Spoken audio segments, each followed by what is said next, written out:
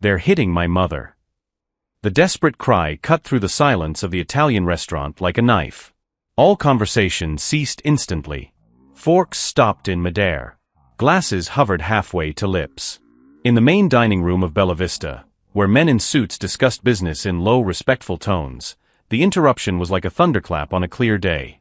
An 8-year-old boy had burst through the front door, his small hands trembling as tears streamed down his face. His clothes were torn, there was blood on his t-shirt, and his desperate eyes scanned the room until they landed on the table in the corner. There sat Vincent Romano, 52, known throughout Chicago as the man who controlled half of the city's alternative businesses. His reputation was built on 3 decades of cold, calculated decisions. No one came near his table without an invitation. No one had ever interrupted his dinner. The boy ran straight to him. "Please, sir. They said they'll kill her if she doesn't pay. I don't know what else to do." The child grabbed Vincent's suit sleeve with desperate force, his pleading eyes fixed on the face of the most feared man in Chicago. The entire restaurant held its breath. Vincent's security guards moved instinctively, but he raised a hand almost imperceptibly, freezing them in place. Vincent looked down, studying the boy's face. Something in his eyes, perhaps the way the child stared at him without fear, only pure hope, stirred a distant memory in his mind. A memory from 30 years ago, when he himself was young and had lost someone he loved to senseless violence. "What's your name, kid?" Vincent asked, his voice surprisingly gentle for someone with his reputation. "Jerome, sir. Jerome Williams. My mom's Donna Williams. She works at the laundromat on Oak Street. Some men showed up today demanding protection money, but she doesn't have any money to pay them. The boy's voice broke. Vincent knew the laundromat. An honest business in a neighborhood that was slowly being swallowed up by smaller gangs that didn't respect the old rules, the rules he himself had helped establish decades ago. Rules that protected honest workers from random extortion. "How many men?" Vincent asked, his voice still calm, but something dangerous glinting in his eyes. "3. One of them had a scar on his face and talked about how nobody cares about people like us in this neighborhood." Vincent nodded slowly, his jaws clenching almost imperceptibly. Tony, his right-hand man for 15 years, approached discreetly, awaiting instructions. "Jerome," Vincent said, placing a heavy but comforting hand on the boy's shoulder. "You were very brave to come here. But tell me something, how did you know who I was?" The boy wiped his nose with his dirty shirt sleeve. "My mother always said that Mr. Romano is the only man in this town who still has his word. That if we ever needed real help..." Vincent felt something stir in his chest, something he had buried long ago. That woman, working honestly to raise her son alone, had taught the child to seek him out in desperation.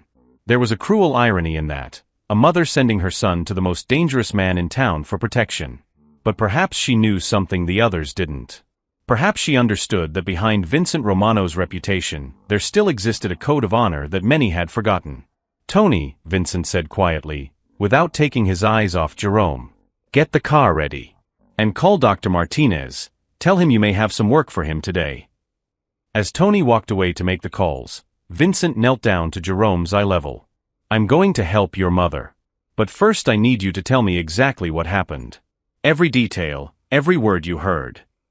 Jerome took a deep breath and began to tell his story, while Vincent listened with the attention of a general planning a war. What the boy didn't know was that his desperate search for help had just awakened something Chicago hadn't seen in years. Something that would make those men who terrorized a working mother wish they had never been born. And if you're enjoying this story of courage and justice, don't forget to subscribe to the channel, because what Vincent Romano did next not only changed Jerome and his mother's lives, but redefined the rules of power throughout the city. Jerome took a deep breath, wiping away his tears with the backs of his small hands. The men arrived at the laundromat when Mama was closing up. They said the neighborhood now belonged to the Iron Wolves and that everyone had to pay weekly protection money. Vincent knew the Iron Wolves. A new gang, made up of ambitious young men who didn't respect the city's old hierarchies. They operated through pure terror, without the rules of honor that men like Vincent followed religiously. "Mama said she already paid taxes and worked honestly," Jerome continued, his voice trembling. The man with the scar laughed and said people like us should be grateful for being allowed to work in their neighborhood. Then they started breaking the washing machines. Vincent's jaw tightened. Donna Williams was known in the neighborhood as a woman who worked from sunrise to sunset to give her son a decent life. Widowed 3 years ago when her husband died in a construction accident, she had turned a small laundromat into a community gathering place where mothers left their children while they worked. How much did they ask for? Vincent asked, his voice dangerously calm. $200 a week. Mama said the laundromat doesn't even make $100 a week. That's when the man with the scar grabbed her by the arm and said, Jerome stopped sobbing. What did he say, Jerome? He said if she couldn't pay in cash, she could pay in other ways. And that I was handsome enough to be useful too. The boy's voice broke completely. Vincent felt a rage he hadn't experienced in decades rise up his spine like volcanic lava. During his 30 years in the Chicago underworld, he had seen and done terrible things, but there had always been a line that real men never crossed. Children were off limits. Working mothers were off limits. What was the name of the man with the scar? Vincent asked, his voice now completely icy. Jake Malone. I heard someone else call him that. And there was a woman too, a redhead with a snake tattoo on her neck. She filmed everything on her cell phone, laughing and saying she was going to post it on social media to educate other rebellious merchants. Vincent gave an almost imperceptible signal to Tony, who immediately began making calls. In less than 24 hours, they would have Jake Malone's address, criminal history, and even the brand of his toothbrush. Jerome, is your mother hurt now? The boy nodded, new sobs escaping him. When they finished breaking everything, Mama tried to call the police. The man with the scar snatched the phone from her hand and pushed her against the wall. She hit her head and started bleeding. Then they left, laughing, saying they'd be back tomorrow to get the money. Vincent looked around the restaurant. His men waited for instructions, but there was something different in the air. For the first time in decades, Vincent Romano wasn't calculating profits or territory. He was remembering something much older and deeper. 30 years ago, Vincent had lost Maria, his wife, in exactly the same way. Criminals with no code, no respect, who believed that brute force gave them the right to do anything. At the time, he was just a young soldier in a minor family. He didn't have the power to avenge Maria properly. That pain turned into the calculating coldness that made him rise through the ranks of organized crime. But now it was different. Now he had power. Now he could do something. Tony, Vincent called his lieutenant. I want a medical team at the Oak Street laundromat in 15 minutes. Dr. Martinez and his entire team. And I want information on every member of the Iron Wolves by tomorrow morning. Tony nodded and walked away, talking quickly on the phone. Vincent turned his attention to Jerome. Does your mother have family? Anyone who can take care of you tonight? We have Grandma Maria, but she lives across town and doesn't have a car.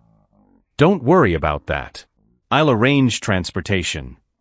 Vincent paused, studying the boy's brave face. Jerome, I need you to understand something. What these men did to your mother went far beyond any rule that governs this city. They weren't collecting protection money, they were terrorizing an innocent family. The boy looked at Vincent with eyes that seemed too old for his 8 years. Are you really going to help Mama? Or are you going to do like the police, who said that incidents between merchants and collectors are complicated to investigate? Vincent felt his anger rise another notch. The police had already been contacted and had refused to act. That meant the Iron Wolves had some kind of official protection, or at least had bought some badges. Jerome, I'll make you a promise, Vincent said, kneeling down again to be at the boy's eye level. Your mother will never be threatened by these men again. You'll never have to run desperately through the city looking for help again. And the Iron Wolves will learn that there are consequences for their actions. The boy studied Vincent's face for a long moment, as if assessing the sincerity of his words. Finally, he nodded. My father always said that a man of his word is worth more than 10 rich men, Jerome murmured. Mama always says that you are a man of your word.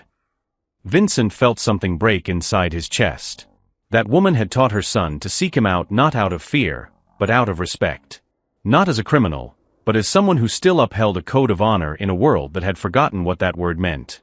At that moment, Vincent Romano made a decision that would not only change the lives of Jerome and Donna Williams, but redefine the balance of power in Chicago. The Iron Wolves had made the fatal mistake of underestimating both their victims and the forces that protected the innocent in this city. They were about to discover that some lines should never be crossed, and that revenge, when executed by someone with unlimited resources and personal motivation, could be more devastating than any storm. As Jerome settled into the chair next to Vincent's desk, waiting for the doctors to arrive to treat his mother, something dark and relentless had awakened in the heart of the most powerful man in Chicago. And the Iron Wolves had no idea of the hurricane that was about to destroy their existence. In the Oak Street laundromat, Dr. Martinez finished stitching the cut on Donna Williams' forehead, while Vincent watched from across the destroyed room. The washing machines were overturned, the glass in the door was shattered, and crushed flower petals covered the floor like macabre confetti. "She'll be fine," the doctor said quietly, putting away his instruments. "Mild concussion, but nothing serious. She'll need a few days' rest." Vincent nodded, his eyes studying every detail of the destruction. This wasn't just vandalism, it was a cruel and calculated show of power. Jake Malone wanted Donna to understand exactly how vulnerable she was. "Mama." Jerome approached the makeshift bed where Donna rested, still dazed from the night's events. "I'm here, my love," she murmured, opening her eyes and forcing a brave smile. When her eyes met Vincent's, a mixture of gratitude and embarrassment flashed across her face. "Mr. Romano, I don't know how to thank you. Jerome shouldn't have bothered you with our problems." Vincent approached, his presence imposing but strangely comforting in that intimate, destroyed space. "Donna, may I call you that?" She nodded. "Your courage in protecting your son and your business is no problem at all. It's exactly the kind of strength that should be protected, not attacked." As they talked, Vincent's phone vibrated constantly. Tony had mobilized the entire network of informants in the city. In less than 2 hours, they already had addresses, criminal records, and even the social media accounts of all the Iron Wolves members. "Tony," Vincent called his lieutenant over to a corner. "What did you find out?" Jake Malone, 28 years old. 3 convictions for assault, 2 for extortion. The Iron Wolves have 22 active members, operating for 8 months. They don't respect anyone's territory. They've stepped on the Torino family's toes twice this month. Vincent raised his eyebrows. The Torinos had controlled the port for 15 years.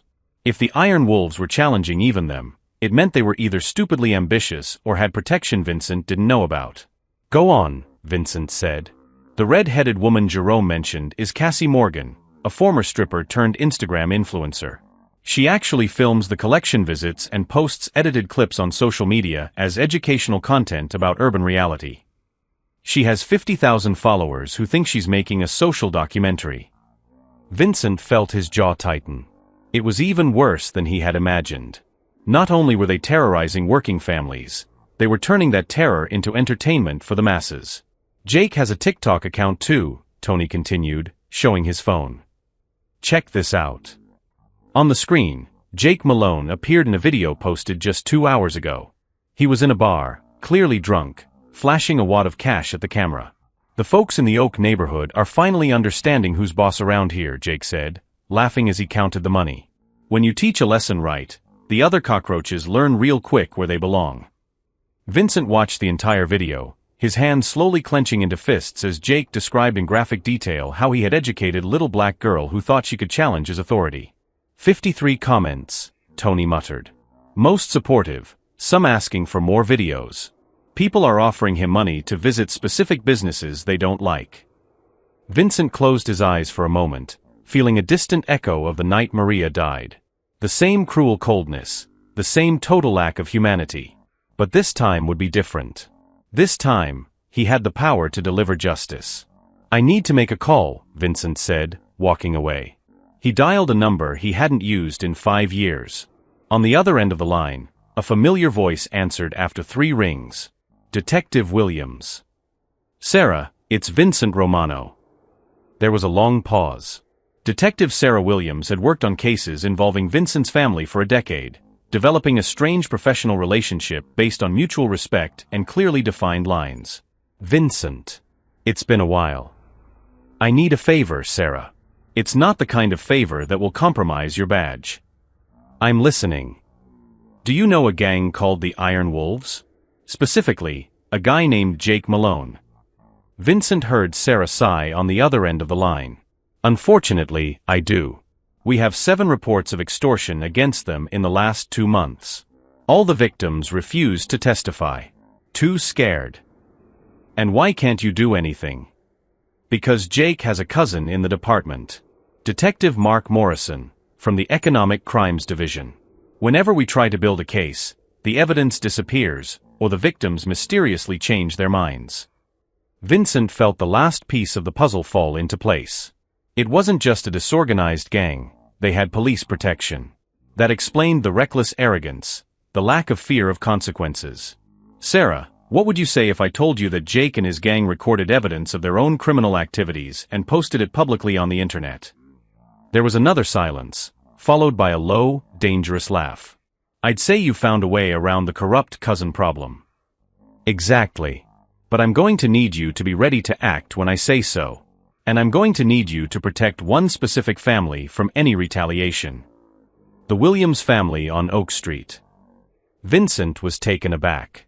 How did you know? Because Donna Williams is my sister, Vincent. The silence that followed was heavy with implications. Vincent looked across the destroyed laundry room to where Donna lay, then to Jerome, who was arranging fallen flowers into neat little piles, trying to salvage what he could of his mother's business. Sarah, Vincent began. Jerome called me before he went to look for you, she said calmly. He was desperate, said the police didn't believe him when he tried to report it. He didn't know you were Vincent Romano when he described the most respected man in the fancy restaurant, where he went to ask for help. Vincent realized the cruel irony of the situation. The boy had run from his police officer sister, who couldn't help him because of departmental corruption, straight to the mafia boss who had the power to do what the law couldn't. Your sister is a brave woman, Sarah. She's raising an extraordinary son. Who brought you to my family because the system failed them. Vincent, I know who you are, I know what you do. But I also know you have a code. I'm asking you, not as a cop, but as a sister, to help me protect them the right way. Vincent looked back at Jerome, who was now showing Vincent a drawing he had made on a piece of paper. It was his mother surrounded by flowers, with the words "Mama is brave" written in childish handwriting underneath. Sarah, I'll send you links to all the social media sites where Jake has documented his crimes. He has built the case against himself. But I'll need your word, when this is over, your sister and Jerome will never be bothered by anyone again. You have my word. And Vincent? Thank you. As Vincent hung up the phone, Jerome approached him with the drawing. Mr. Romano, can I give you this? So you'll remember that Mom is strong like flowers, even when someone tries to hurt them. Vincent accepted the drawing, feeling something break and rebuild in his chest simultaneously.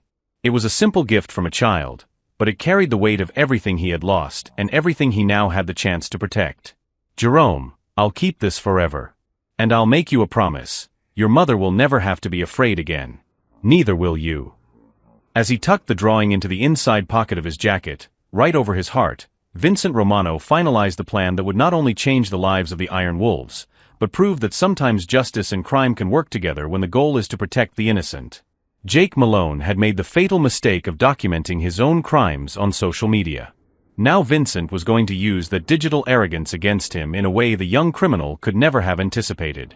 For a moment, looking at that broken family that refused to break, everyone thought the story would end in yet another victory for the predators over the innocent.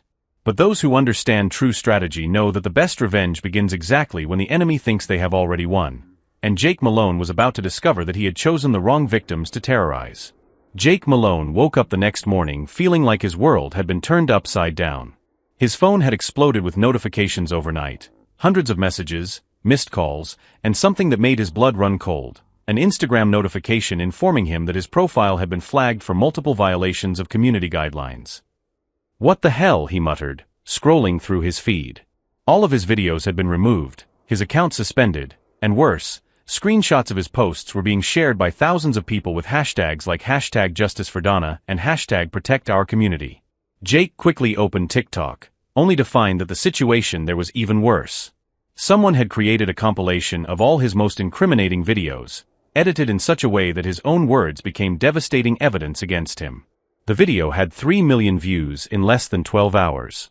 The folks in the Oak neighborhood are finally understanding who's boss around here, his own voice mocked from the screen, immediately followed by images of Donna's destroyed laundry room and Jerome crying. When you teach a lesson right, the other cockroaches learn quickly where their place is. The comments were an avalanche of public outrage. People identified Jake by name, posted the address of the bar he frequented, and even his family was being tagged in the posts. His own mother had commented, "I didn't raise my son to be a coward who beats up working women." Jake's phone rang. It was Cassie Morgan, the redhead with the snake tattoo. "Jake, have you seen what's going on?" Her voice was hysterical. "My YouTube channel has been taken down, I've lost all my sponsors, and people are posting my real address. How did this happen?" Jake was about to respond when he saw 3 police cars pulling up in front of his building.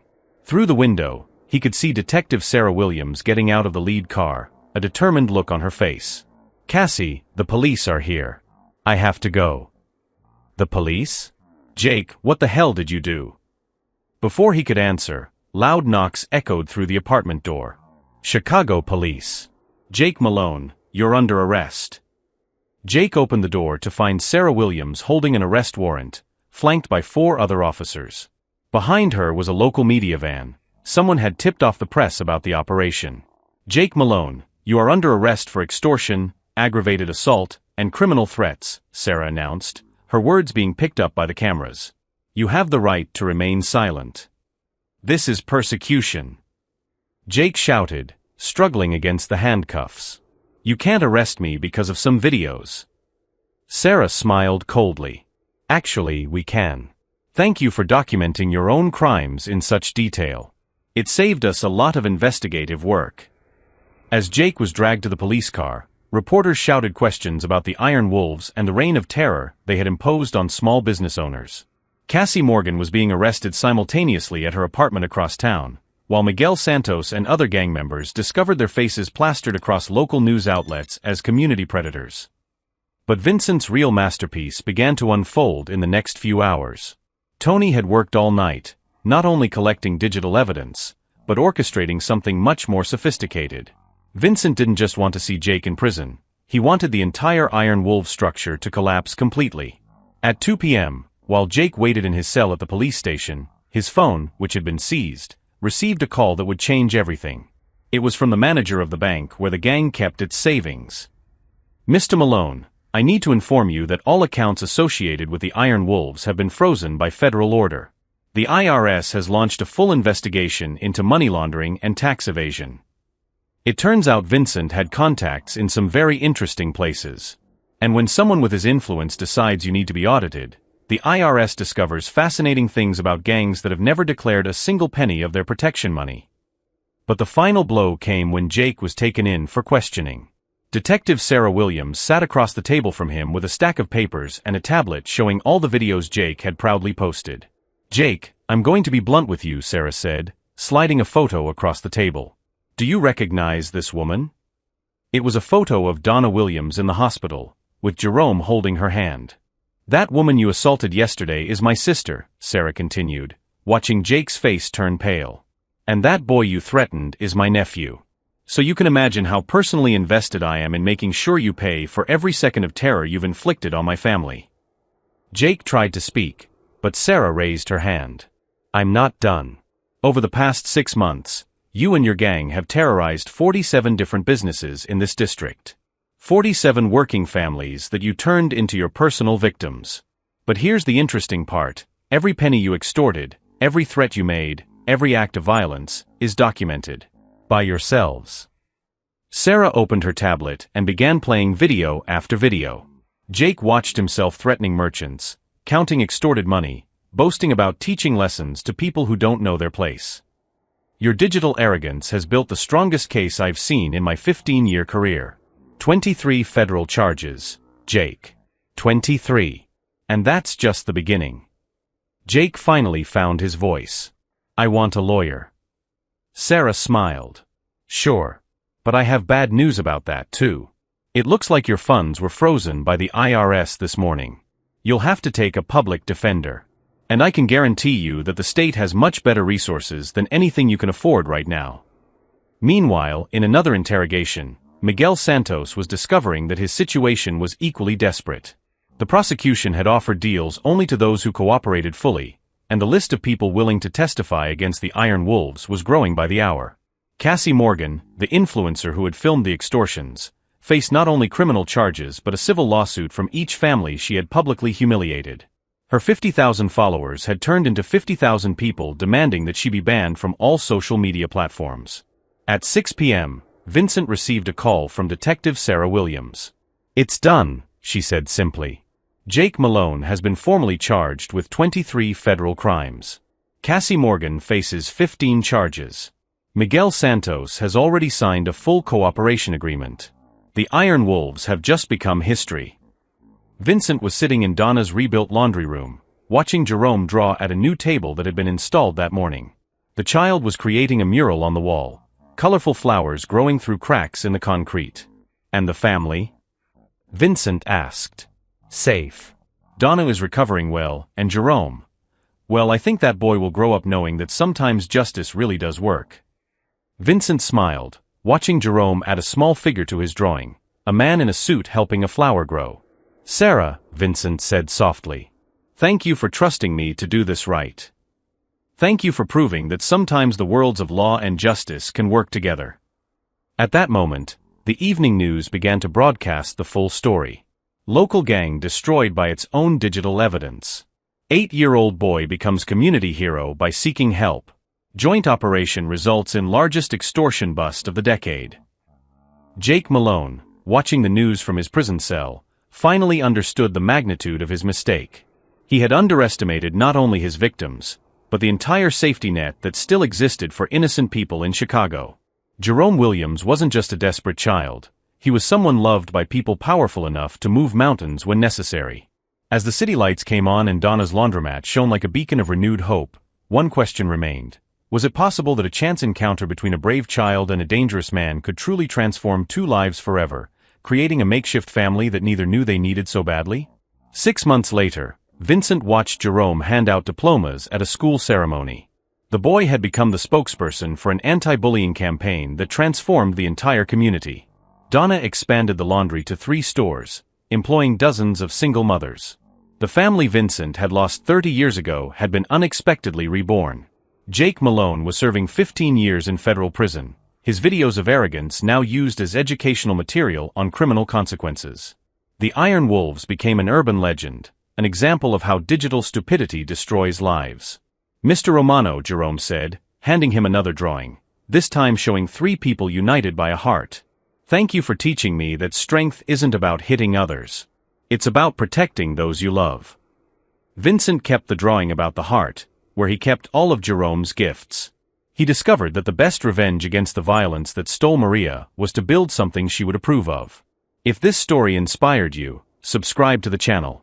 Because sometimes justice comes exactly when a brave child finds the right adult willing to fight for them.